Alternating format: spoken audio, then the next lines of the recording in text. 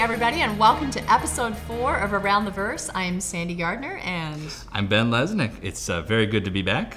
It is. And what did you do this week, Ben? I was best man at an old friend's wedding up in Seattle. He's actually the guy I started the Wing Commander website with. So if you go out there, you can probably find some drunken dancing Ben photos.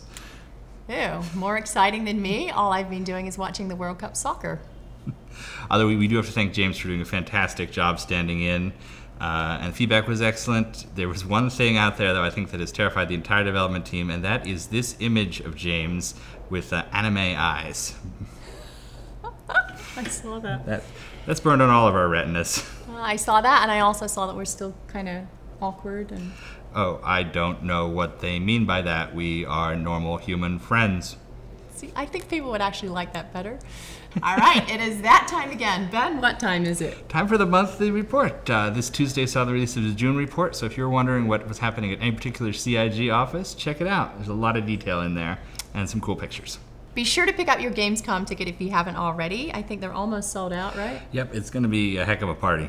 It is going to be a heck of a party, and we're also looking for somewhere we can shoot around the verse. So if you know or have a beer garden in Cologne. Really, a beer garden or a beer house or just a small beer room, as long as beer's involved, call us. Trying to finagle a Gamescom booth on the show floor. We'll see how I go with that. I wonder what we're going to be showing. Redacted. And now, news from around the verse.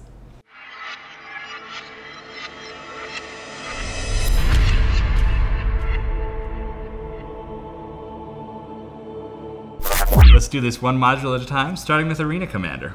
I mean, the big news is we're continuing to improve Arena Commander, and that means including bug fixes, updates to the server. We're also adding features. The UK team is developing something called New Horizons. It's another game mode. It's gonna pit people against each other in a new way, and everything else about that one is redacted. We are balancing and fixing bugs on Capture the Core and Squadron Battle. And we are reducing friendly fire hits. We have noticed that your wingmen are about as dangerous as the Vanduul on occasion. So we're reducing that, and we are also fixing the error in which their guns tend to blow themselves up. Audio improvements to whiz-by and shield hit effects. Whoosh! Whoosh. Design is focusing on expanding the ship component system. Obviously, we launched with a couple of basic ships, and they have some components, and now we're going to start to give you options, different engines, different guns, different shield generators. It's going to be pretty cool. And there have been many service-side fixes to improve stability and accuracy. We are at 30,000 players now, and with the new patch hopefully dropping this week, we should just keep going higher. Onward to Squadron 42, our single-player game. Team at Foundry 42 is hard at work, currently focusing on a vertical slice of Mission 4. Also making plans for localization for our non-English speaking backers. That's right. If you're French, German, or speak some other language, we are going to make sure you understand Squadron 42 as well. Isn't that eFigs? Yep. Yeah. And they're also working on multi-crew seat functionality, which is going to be important in the near term for things like the Constellation, and in the long term for things like the Javelin Destroyer. Behavior. The team at Behavior is working on the design of the Avatar system and our internal system building tools. Yep, basically they're doing the things that are going to let us build Star Citizens. So first we sit down, we build a tool for our designers that will let them create a star system quickly, then create a character quickly, and we just kind of grow exponentially from there. Heavy UI work also continues on the firing range and Moby Glass. First thing you're going to be seeing from them, though, is the asteroid hangar, which is so close to done. And once the asteroid hangar hits, you'll also be seeing improvements to the existing hangars as they transition over to the room system. That's going to allow us to expand them in all sorts of cool directions. So if you want like a living room or a bathroom added to your hangar, you will have that option. They've also finished the implementation of the next hangar flare item, which is a real fun one, except you have to wait and listen to hear it later this month. It's going to be a cool one. All right, now the one you guys all really want to hear about, ship development. I just heard about that this morning. It was great. Ship pipeline concept work on the 890 jump was completed at Behavior. That's our space yacht, and it's beautiful. It is beautiful. They've updated the Avenger. It's basically been remodeled, retextured, and you're going to be seeing that in the near future. Cutlass variants are also now in progress. Of course, we can't give you any detail on those yet. No, we can't. They're going to be good. The internals of the Idris are getting work with focus on rooms that are going to be important for Squadron 42, like the engine room, captain's quarters, reactor room, missile room. I'm looking at my list here, but there's a lot of rooms. Armory, airlock, gonna be good. Constellation variants are ongoing, focusing now on damage states and the integration of some of the multiplayer capable rooms, including the generator, cargo room, cockpit, and beds. We've also got the Vandal bomber coming up. That's also looking great. Concept is finished and it's moving on to production. Concept for several other expected ships and a few that you don't know about also kicked off last week. So expect to see more on the Orion and the Carrack in the near future. Persistent Universe. Tony Zurovic and the Persistent Universe team have been doing what, Ben? They have been basically getting the design up for the Persistent Universe and building the tools we need to build it out further. They've started with the first 5 systems. They're putting those together now. Those are the first ones you'll play in the beta.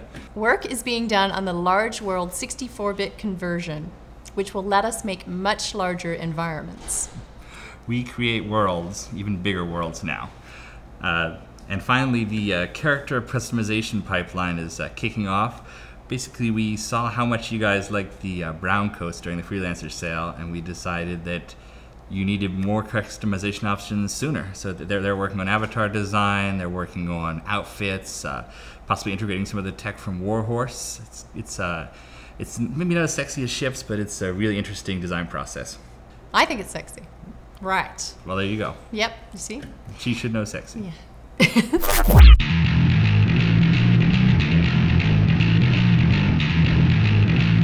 Hey everybody, I'm lead moderator Will, here to bring you this week's MVP. This week I'm actually joined by Valinor Aerospace. Hello. This week's MVP goes to Lohawk for his Star Citizen music video using original music. Check out this clip.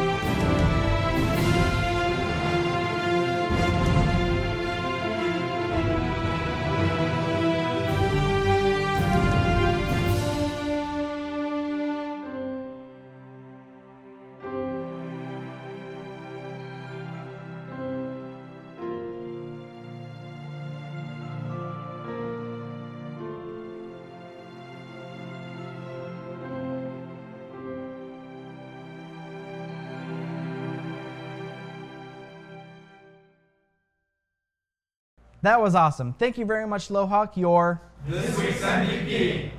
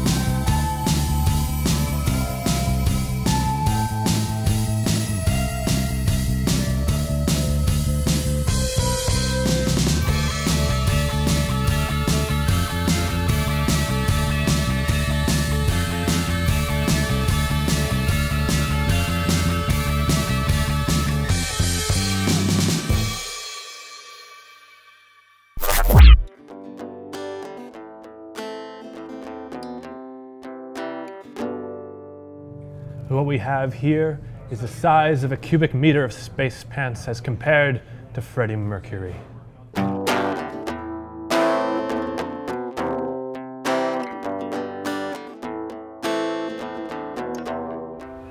Let's go over to Chelsea and Allie for a customer service update. How's it going in CS? We got a lot of tickets. Hi, I'm Calix Renault, tech designer at Cloud Imperium Games. And since PAX, I've mostly spent my time ruining all these beautiful ships. And I will not stop ruining the ships. Most recently, I've begun ruining the Cutlass. And one of the good things about having PAX behind us is that we learned a lot about how to build our ships out, how to form the function of these ships. So we are now able to build them out in white box form. Whereas before we sort of built out all the art first and then we would go through and meticulously build a function into it. What I'm doing now is I am taking the Cutlass and turning it into all these beautiful boxes. And these boxes are the hierarchy of how the ship gets built, stitched together, and then ultimately torn apart.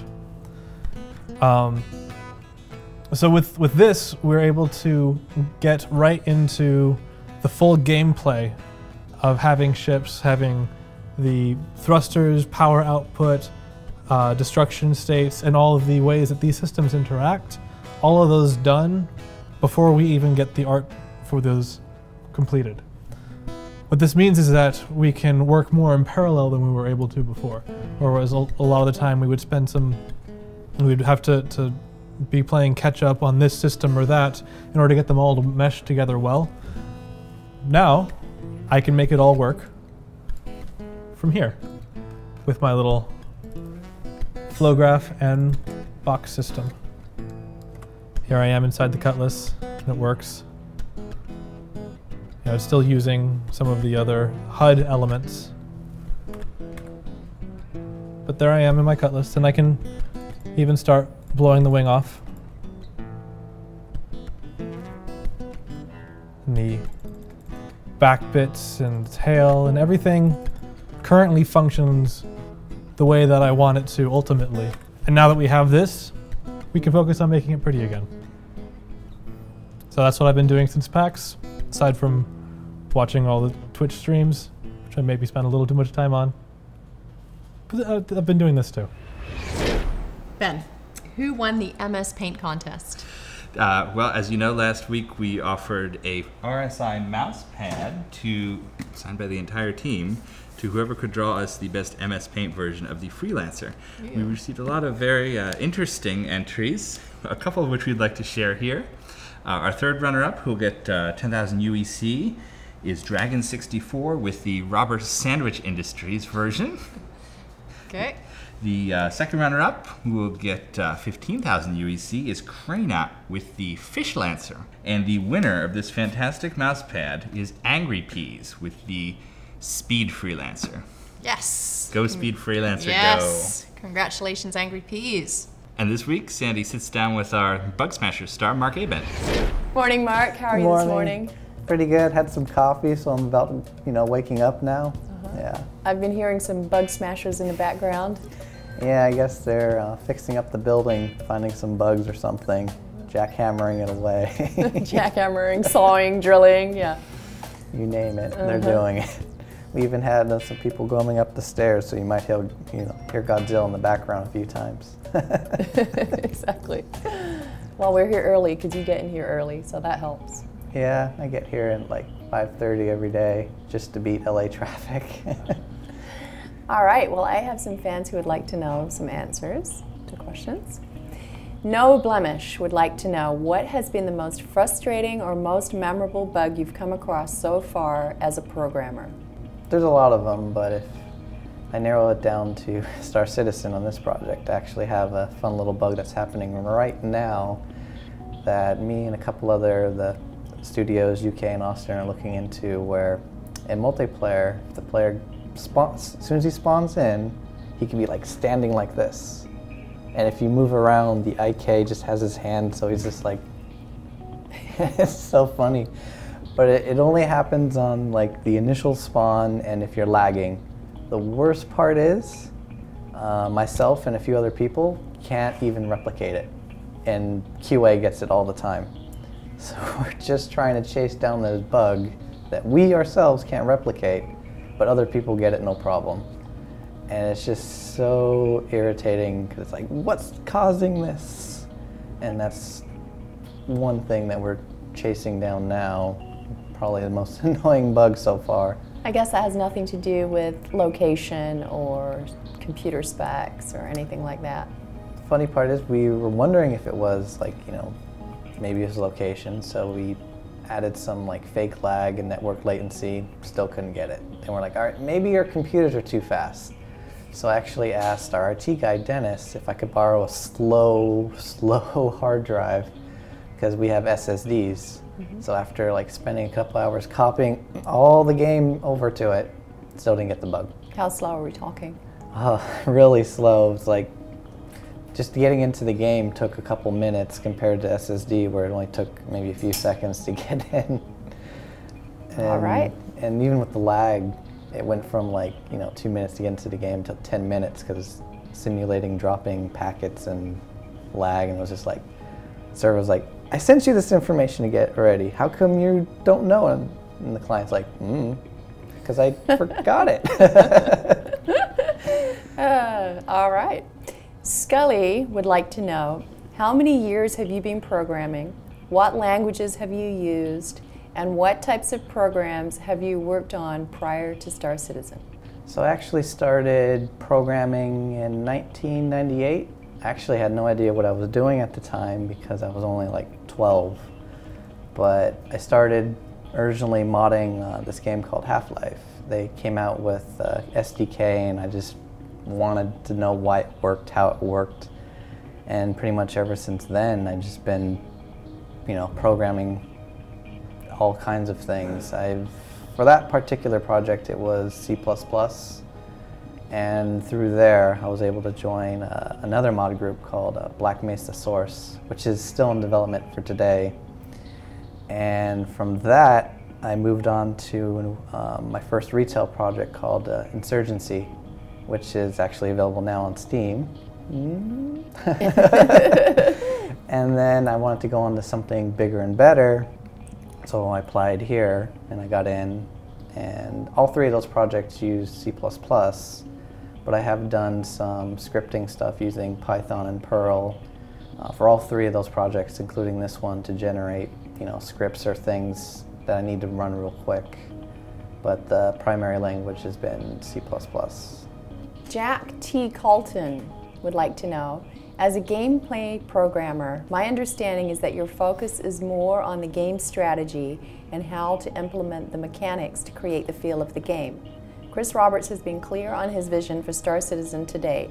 Which part of this vision has been the hardest to get the feel right for the game? I would say the hardest part is getting the ships to work in multiplayer, because we have, well, Chris's vision wants like these very complicated interactions with ships, which is really easy to do in single player. But in multiplayer, you have to deal with sending stuff across the network, making sure it syncs up, and you just get all these fun bugs like the first question where the player sits up, which doesn't happen in single player. So that's probably the hardest thing. It's just making sure everything works, but some of the things I touch as a gameplay programmer is not just, you know, code, it's design. You know, I work with the designers, they envision how something's supposed to work and go, all right, you want it to work this way, here's how we could do it, and how it'll, you know, it's going to work in single player and multiplayer. Maybe it'll be a little bit different, maybe it'll be the same. And then how it's going to be set up in the scripts, how the artists are going to work it. So it's not just programming this thing, it's figuring out how it's going to work everywhere and how everyone's going to touch it. So does that mean you have to write two separate pieces of code for single player and multiplayer? It's entirely possible. I mean, there's some instances right now where with CryEngine, we have this thing called the editor, where we could hop in as a designer and, you know, create a level and move our ships around, hop in the game, hit escape, hop in the game, and in there, your environment's completely different from joining like a multiplayer match. So you have to handle respawning and all sorts of things differently than what you would do with normal clients and stuff. So, you know, like in the editor, your ship could explode, hit escape, you want the ship to go back and remain intact, but in multiplayer, if your ship explodes, you either leave it there or you create a new one. So you have to handle things a little bit differently, depending upon your environment. Sounds complicated. Oh yeah. Right. But it's all fun. Last question. All right. Cato would like to know, DFM AC has been running very well, and it led me to wonder how many process threads are used to calculate and simulate the physics-related articles of the DFM AC, i.e. each thruster in use, delta of player and NPCs, counter inertia from rapid firing of weapons, and crashing. Are each of these separated on their own process, or are they grouped? So we actually have 2 threads for physics, and we call them job threads, and anytime some kind of physics interaction, collision or something like that, or you know, has to process movement, it'll use one of those threads to do it. And then we have our main thread, which is where all the game logic for weapons and ships lie. So our thrusters actually have to be on both physics and the main. So there's been a lot of fun crashes where the physics thread will try to access something that the main thread has closed, and it's just been like a lot of back and forth to protect between, you know, the 2 threads, because I'm not sure how many of our fans know, these threads will run at the same time or not. It depends when they get called and a lot of underlining stuff, but specifically for the thrusters, we have the item attachment stuff, which is all handled on the main thread or the game thread, and that's how the thrusters get attached, detached, so if you shoot them, they could come apart, or if you know, use them too much and you have too much heat, they might get damaged and again get detached.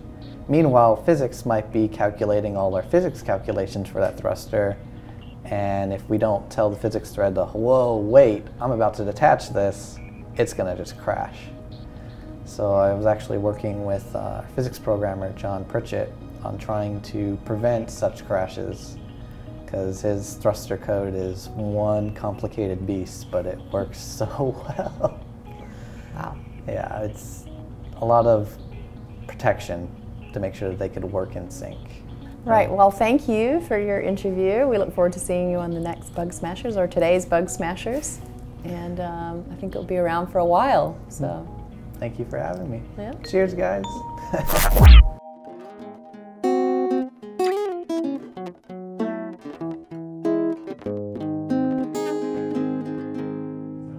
I wonder what food tastes like.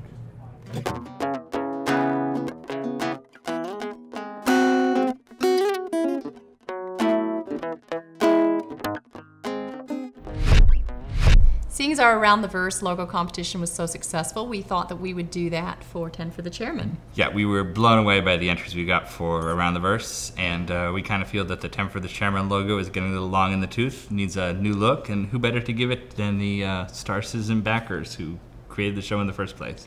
How do they do that, Ben? Well, we've created a thread at the RSI forums. You can go and submit your ideas for a logo. The winner will get an Origin 350R racer ship and the honor of knowing that they have their logo at the top of every episode of Chris Roberts' show. Coming up, on Friday, you'll all go inside the asteroid hangar with the team from Behavior in an all-new Inside CIG. It's looking pretty cool, and you got a sneak peek at it earlier, didn't you? I did, in Montreal. It was very cool, so I'm looking forward to seeing the final product. Speaking of things they don't celebrate in Montreal, a happy 4th of July to all of our American backers. And non-Americans who celebrate. Especially those in the UK who are probably happy to be rid of us. Well, that's it for today. Thank all you guys for watching. Keep the feedback coming. We read all of the forum comments, and I have to pat you on the back. See, I read all the forum comments. Well, thank you to whoever told her to pat me on the back. I know. What about mine? No, we're supposed to exchange. Oh, okay, whatever. It's okay. There we go. Yeah, all right. So be sure to join us next week. We'll be sitting down with Dan Tracy, trying to get a little bit more inside his head. And I guess that's it for Around the Verse this week. That is not quite it for this week's Around the Verse, as we have a little sneak peek at some concept art. Oh, well, after that then, we'll see you around the verse. We will. See you around the verse.